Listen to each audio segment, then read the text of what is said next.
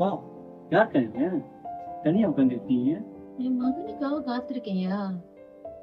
என்னை இறக்கி விட்டு போனாங்க. மகனும் மருமகளும் உட்காந்துருங்கம்மா கொஞ்ச நேரம் வந்துடுறோன்னு காலையில இறக்கி விட்டு போனாங்க.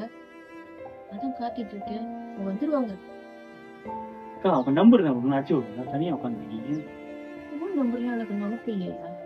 என்கிட்டயும் போன் இல்ல. அக்கா, வீடு எங்கன்னு தெரியுமாக்கா? வீடுக்கு வீடு கொஞ்சம் மறதியா இருக்கு.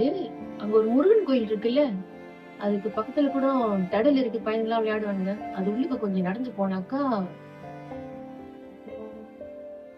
எனக்கு மறதியா இருக்கு. மறந்துட்டியா? அந்த முருகன் கோயில் மட்டும் எனக்கு ஞாபகம் இருக்கு. அக்கா, எங்க கோச்சுக்காதீங்க. உங்க மகனும் மருமகளும் உங்களை நல்லா பாத்துக்கிறாங்க தானே? அதுக்கு என்னையா குறை? அவங்க மாதிரி பாத்துக்கிறாங்க, நல்லா பாத்துக்கிறாங்க. அவங்கள போல முடியாது.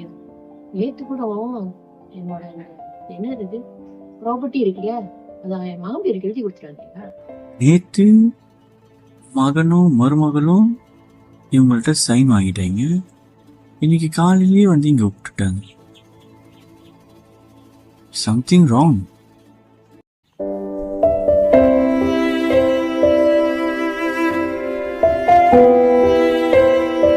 மகன் வருவான் என்று இன்னும் காத்திருக்கிறாள். அவளுக்கு கோபம் இல்லை, வலிதான். விட்டு சென்றாலும் அவன் என் மகன்தான் என்று இன்னும் நம்பும் ஒரு இதயம்.